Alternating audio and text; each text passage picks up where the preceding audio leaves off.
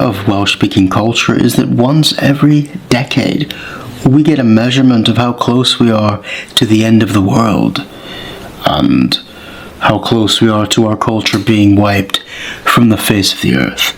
And it comes in a device known as a cyfrifiad, the census. And one has just come out for the year gone by. And so I'm going to make this video analyzing what it means in terms of the numbers that we have been given. And I'm going to burst the bubble of the naysayers and those who say, oh, woe, the end is nigh, all has fallen. It's not true. There are some tendencies hidden in this cyfrifiad that suggest things are much better than we think. It's just that we have to change how we think, especially the traditional Welsh nationalist perspective, which I'm going to say in the 1960s, you got it wrong. You messed everything up. I know a lot will disagree with that, but I'm going to explain why in this video. So let's get into the video. A quick shout out to 3 people.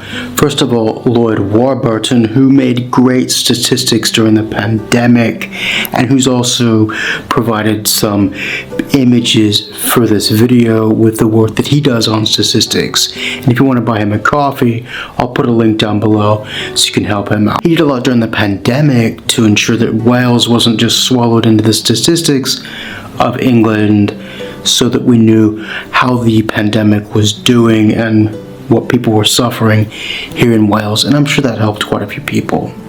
The second name that I'd like to mention is David Elvin, which, take a look at this website here, which I'll be using for some bits in this video. So thank you for that. If you want to buy some of his beautiful imagery, I'll put a link down below. Also, another fellow YouTuber, Carl's Linguistic Kingdom, I'll put a link down below. I believe he's releasing his own video about the Welsh census before long.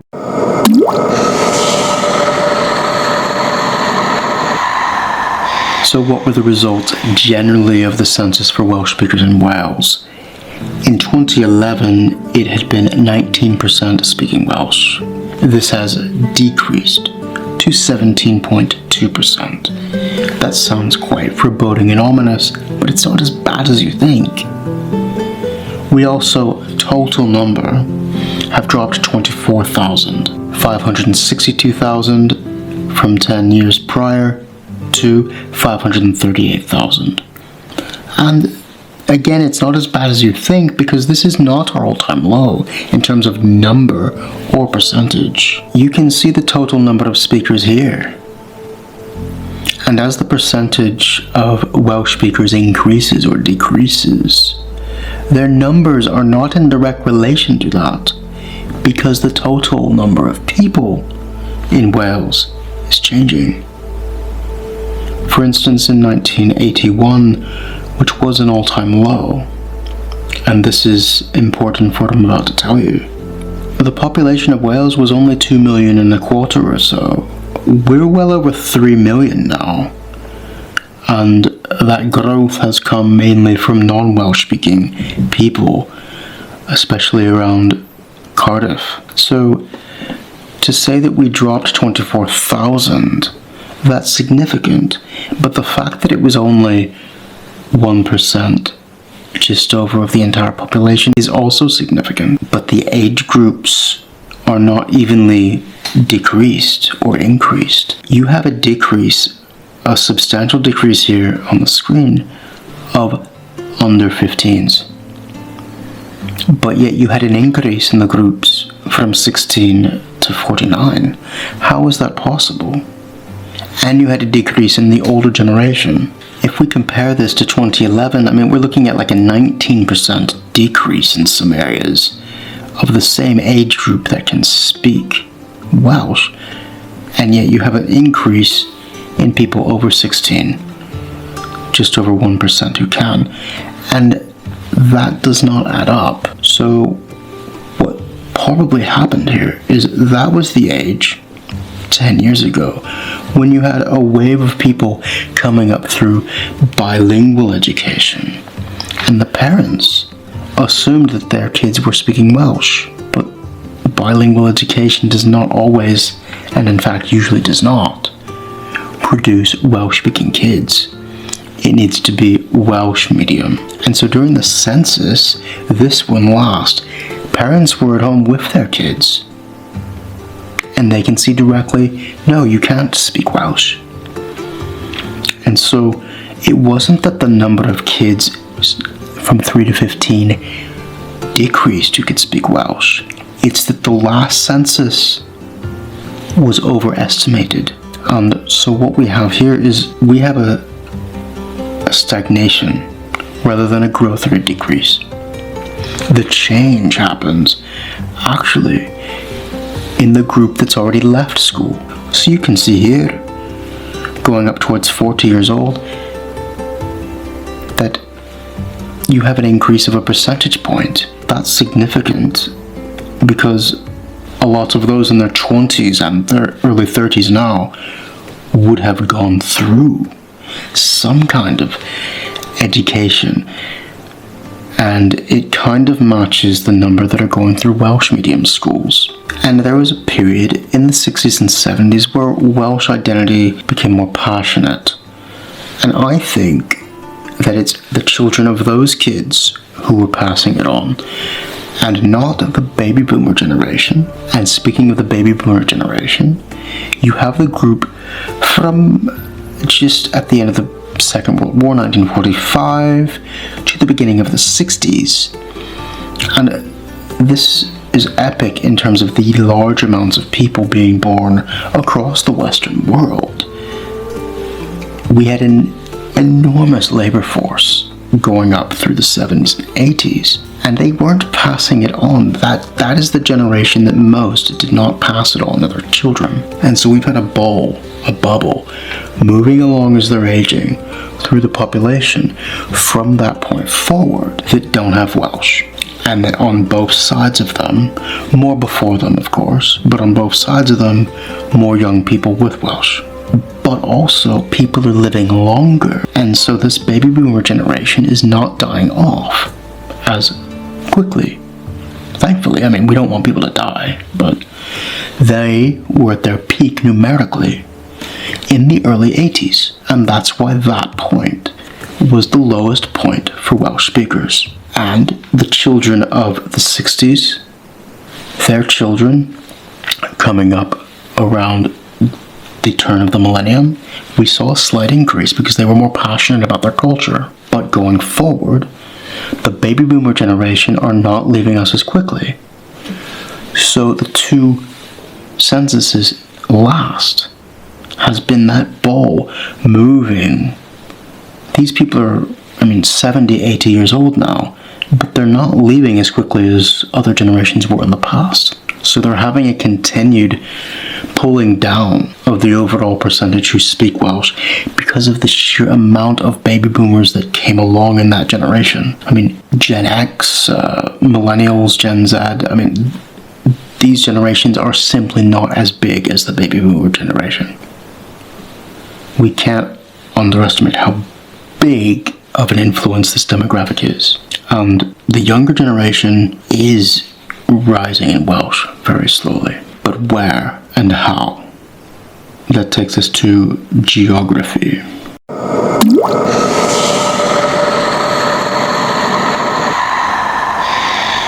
I'm sorry, but rural Wales is f***ed. 50, 60 years ago, that was the time to save it. And look at this map here. Sirgar,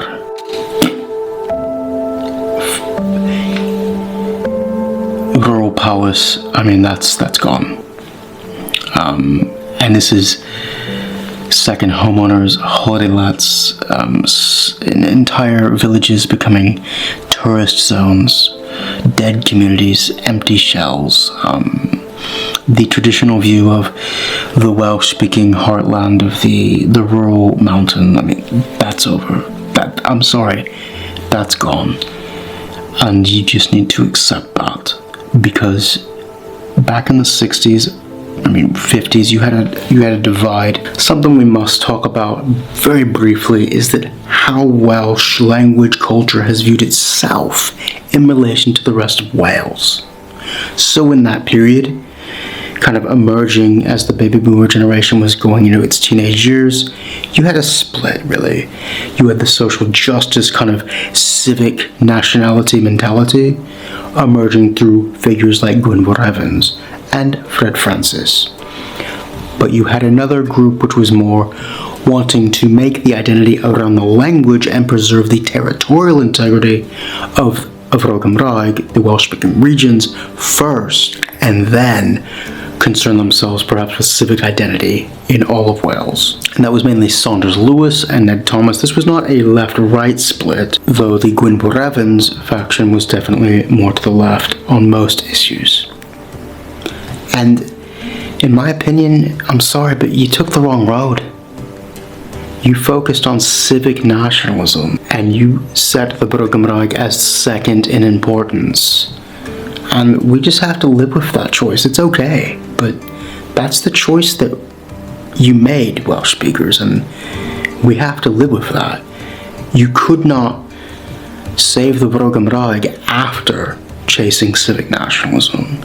We have a civic Welsh identity now because of that choice, fair enough.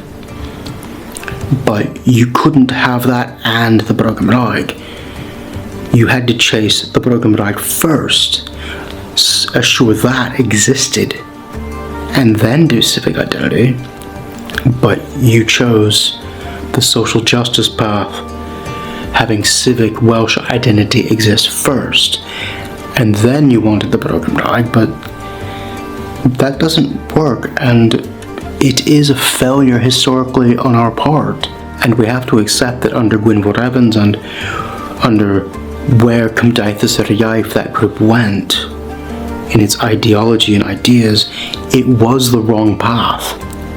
It didn't work. We failed. And for us to progress and to understand this census correctly, we need to understand and accept that we did fail, that what we thought was the right way in doing things since 1945 was wrong. And to ensure the survival of the Welsh language, we need to change how we think about Wales and accept that there is no Roeg Gymraeg. That's finished. But there is hope.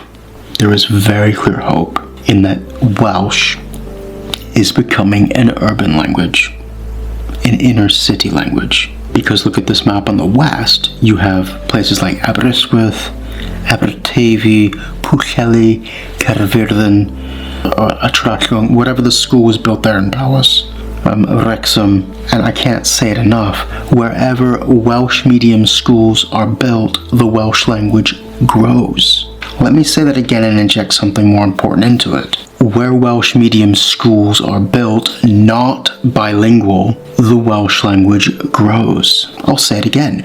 Where Welsh language schools are built, not bilingual, the Welsh language grows. Wherever. And so you have it gathering together in dense pockets in these towns and cities now. It's flipping from being a rural language to an urban language. Now, Gwynedd and Mon are majority Welsh speaking, and that's great, and I hope we figure out a way to keep it. But the time to act to save your rural communities was 50 years ago. I mean, you chose the Gwynfor Evans social justice Cymdeithas yr Iaith road. And that wasn't the road to take, but I'm not knocking you for that. That's what you Welsh speakers chose as a culture to do, but the result of that is you lost the Roeg Gymraeg. That is the ramification of your choice because of that. Doesn't mean that it's over. You've had increases in Cardiff. You can see from this map the number of people, 25% ability in Welsh. And it gets more interesting when you go down to Cardiff. Because there are whole areas now in Cardiff which are over 25% Welsh speaking. Here's a bit of a map where these are all the areas of the capital city, Aberystwyth, which are more than 25% Welsh speaking. I mean, there's areas by Parc Victoria just to the west of Tregenna where you are approaching 40% Welsh speaking. This is a new Bro Gymraeg. You are creating an inner city Bro Gymraeg. And I've seen this before. I grew up in Texas. I have seen how the inner city changes languages. I saw my home neighborhood change from English to Spanish because people came in and said, you know what, this is ours. We're just taking it. We're taking over. It's ours. Once you have that density in an inner city, you are in a very, very strong position. You win. I mean, you take over. Whoever owns the cities wins. And that's what's happened before in your own history.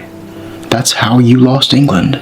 Once you lost Lincoln, London, cities along the south coast, the farmers, when a language retreats to the farmers, that's it. It's already over at that point. But Welsh is doing something really incredibly new. It's growing in inner city areas. That offers a lot of hope. And down here in Cardiff and Morgannwg, it grew a percentage point despite the fact that the density of population is immense. To grow a percentage point in areas that urban takes a significant social increase.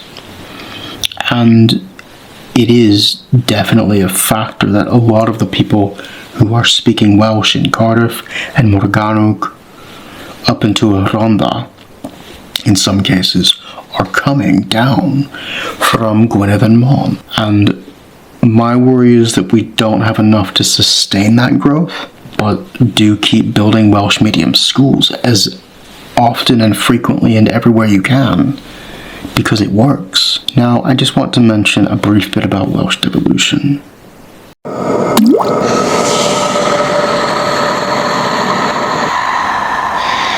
Before 1999, and Welsh devolution getting its own assembly and then upgraded to Parliament, or Senedd to use the proper name, Welsh people who were aspirational, wanting to move on in the world, we would go to Manchester or London. Why would you stay in Wales if there were no ways to become economically mobile and affluent? But that's changed.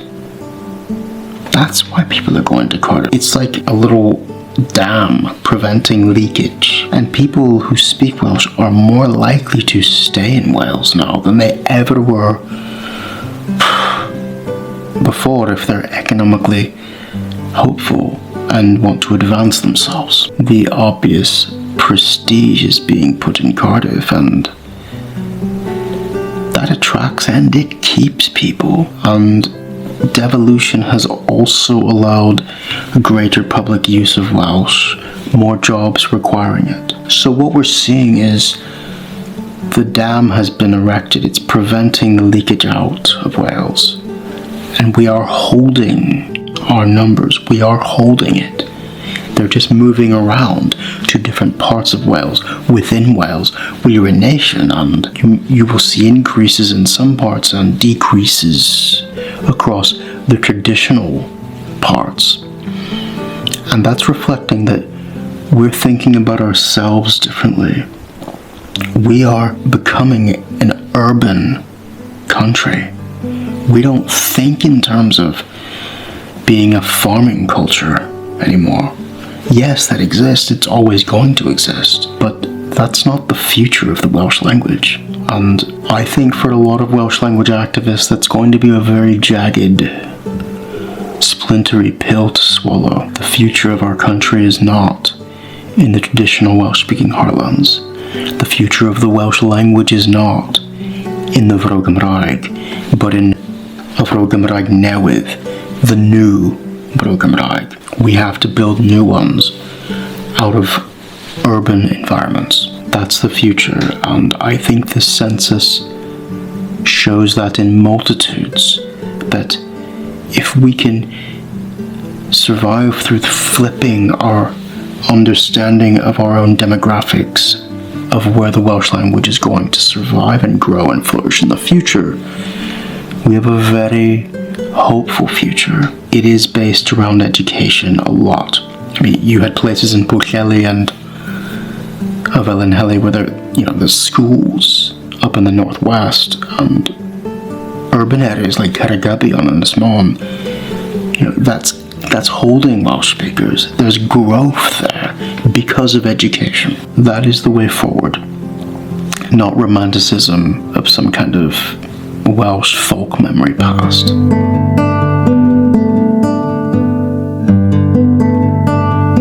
What do you think is going to happen with the Welsh language? Where do you think we should concentrate our forces? Do you agree with me that building more and more Welsh language schools is the future and the way forward to save this language? Or do you have another idea? Hey, diolch yn fawr iawn am waith. Thank you very much for watching. We'll see you in the next episode.